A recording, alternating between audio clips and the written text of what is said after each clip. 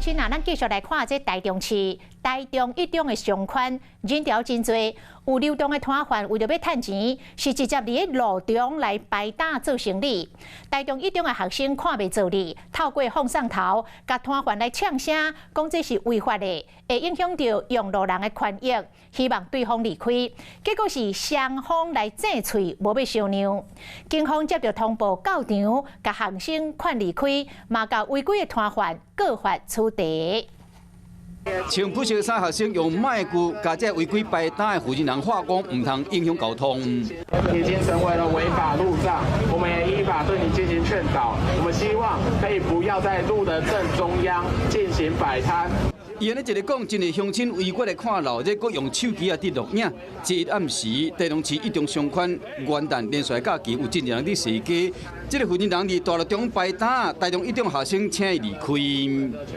请不要在道路中央进行设摊，我们也希望您可以将摊车移至两旁。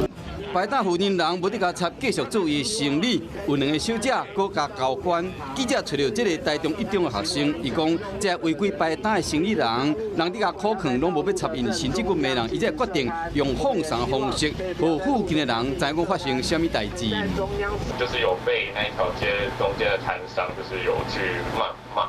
我用大人公司，希望就是可以快速的告知，然后就是可能大家听到。警方接到报案了，随到现场去处理。为避免冲突扩大，员警随即将该名男子劝离，并针对违规摊贩当场告发取缔。